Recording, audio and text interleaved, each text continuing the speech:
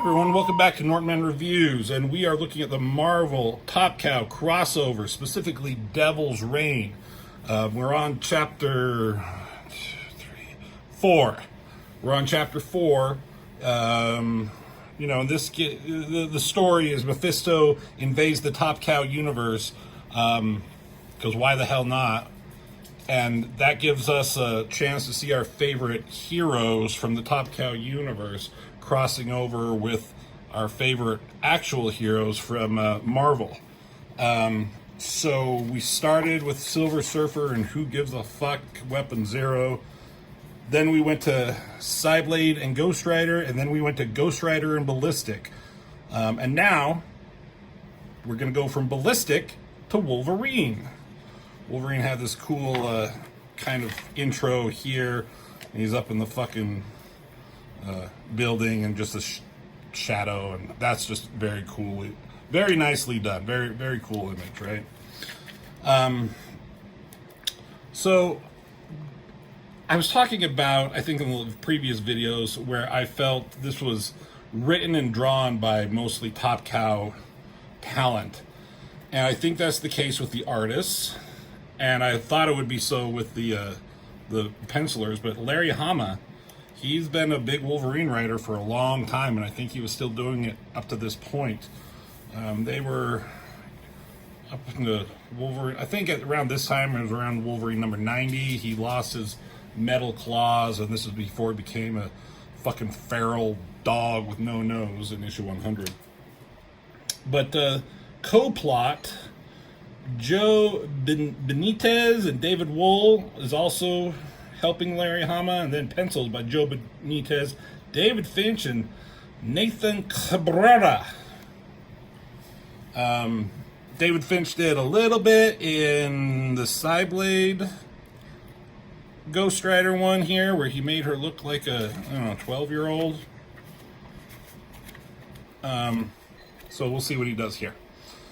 So, you know, we're in the Top Cow universe, and Mephisto's there. He's trying to take it over, so everything in New York, and I guess this is Times Square, is like demonified. But I don't think that we're in the Top Cow universe yet. No. I think we're in the Marvel universe here. And Wolverine wants to, or is looking for, this girl. Her name is Zoe, this lady who works for this weird attorney law firm called Landau, Luckman, and Lake. That's a whole thing in Wolverine's comics right here. And so he's looking for her. So there's a bunch of like Wolverine's fucking inner monologue. I'm not really going to read it. I'm not really caring about that. But here he is on a motorcycle, and he stops and puts it in gear and puts the kickstand down. It takes a drag off his cigarette. That looks all wrong there. That's the filter. All right, where is it? The filter, and that's where the tobacco is. You got that wrong, right? No, where's that? No, sorry. Looking at it closer, I take all that back. That's what he burned off. That's just ash. I guess that makes more sense. Anyways, flicks it out, and there's this flyer for this Dante's Hole. It's a club, and that's where he's meeting this person. Awesome shot here of Wolverine by Joe Benitez, of him and his hog. Looks really good, you know? Did a really good job of it. All the details, had to have used a reference, which, you know, that's what you should do. And when the ball drops, I think this time frame is set at New Year's. So, Dante's Hole. That's where they're meeting, and it's in an old church. So it's some like crazy S&M club. And he's walking through, he's badass, he doesn't care about all the crazy orgy and pain and S&M shit going on in this crazy club. Again, monologuing to himself. Lots of detail You could be phoning it in these books. It's just like, hey, we're doing a crossover with Marvel. Who wants to draw Wolverine? Like, you're probably working on other Top Cow stuff. Like, so you don't need to put in a lot of like time or backgrounds or shit. But you know, he's putting in the work, putting in all the details, all these people. That'd be a fucking pain in the ass thing to draw all these people, give them different looks and everything. But he's doing it, right? This girl in this fucking S&M mask, she's like, hey baby, you want to feel some pain? And he's like, I felt the worst kind of pain there is. I don't know if that's true. He's like, yeah, we'll try having adamantium ripped out of your skeleton. That's true. Hey Rusty. Hey, don't fuck with my camera, bro. God, Rusty comes in and always messes with things. Meow. Shut up, Rusty. So, he's looking for Zoe. He's like, it's Logan. There's some dipshit here. Pulls a gun on Wolverine. That's not going to do anything. Fires at him. Whether he hits or misses, I don't know. It doesn't work on Wolverine. He pops his claws, and he's got his bone claws here. And I just, you know, say what you want about the bone claws. Like, they're cooler. They make sense for his mutant powers and everything. You know, him being a feral kind of creature or mutant along with his healing factor. But just when they're bony, they don't look as cool as the knives, you know, with adamantium. So I like this little detail where it's up his nose and kind of like poking out, and he's going to rip this guy's goddamn head off. Somehow, if Wolverine gets mind blasted somehow, somebody's trying to control me, he says. That gives this doofus a chance to run away. And he runs through this closet. And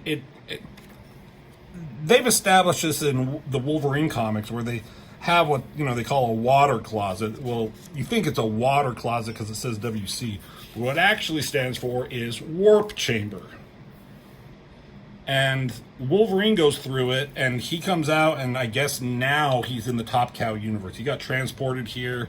He's still looking for Zoe, and I think she's in this this universe somehow for some reason. Don't know why.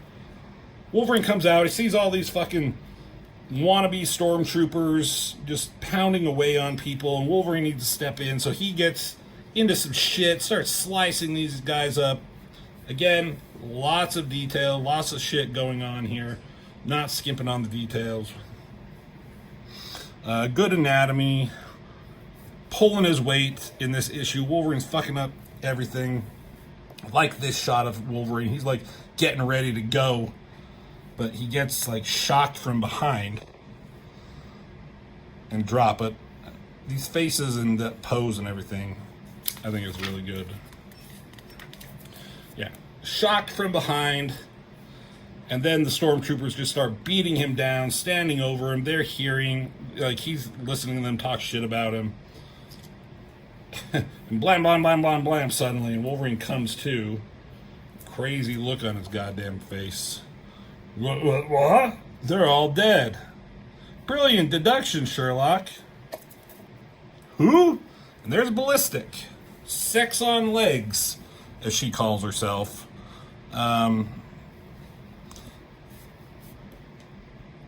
She called herself Ballistic. It would have been funny if she's like, you remind me of a guy I know back in my universe. That would have been funny, right, Rob? She talks about how he was with Ghost Rider, and but now, where is Ghost Rider now? He's just gone. Like, they don't even give an explanation for some of these things that are happening. Like, Cyblade was with Ghost Rider, and then Cyblade disappeared. She got taken away, like, in front of Ghost Rider, so that makes sense. But then Ghost Rider, when he met Ballistic, he's like, I met your friends Cyberforce, and they had concern for you. That never fucking happened. That's just like a line they threw in for, like, Ghost Rider to find Ballistic. But now Ballistic's like, oh, I'm just with Ghost Rider. And where is he now? I don't know. But she's got big boobs here, so that's cool. So Wolverine's like, you've been running with Ghost Rider. That means you're okay in my book. And what are they doing here? I don't know. Something about the mayor here is causing all this like craziness, right? And they're like, we got to take out the mayor. And he's like, yeah, that's probably where my friend is.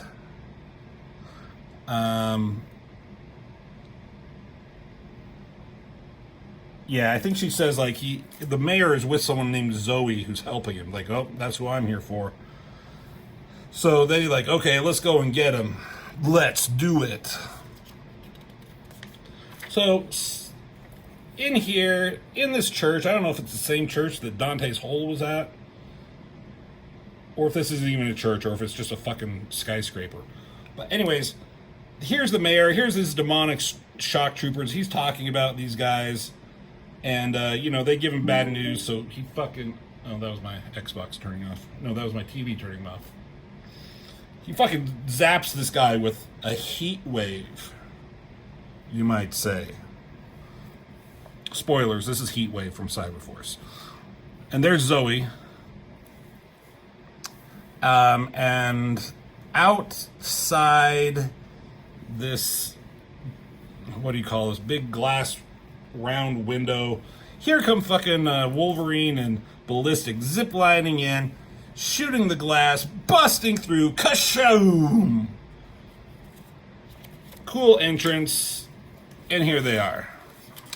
Somehow, some way, they took the time to go get dressed in all this gear. I wish you could see.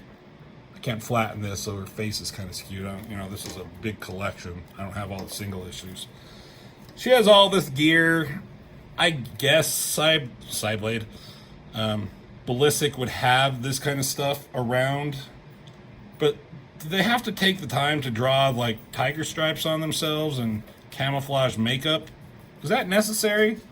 I guess it looks cool, but these guns, all the detail and stuff in this armory, like, this is all badass, and it's hard to think of shit like that for me, So, again, kudos to the art team. But that's a cool shot, right, of these two. Oh. But, I thought they busted in on, like, the bad guy right here, but no, they're sneaking around. Can't find anybody. And then they get the drop on them as they're sneaking around. Like always, they have to put a gun in Wolverine's hand. It makes sense. He was a soldier. He would know how to use them, but let's put a gun in his hand. So,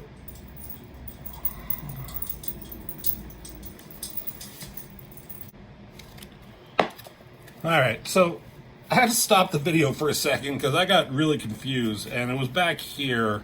Ballistic tells Wolverine that the mayor is Heatwave, so it wasn't a surprise when it was here. This is Heatwave.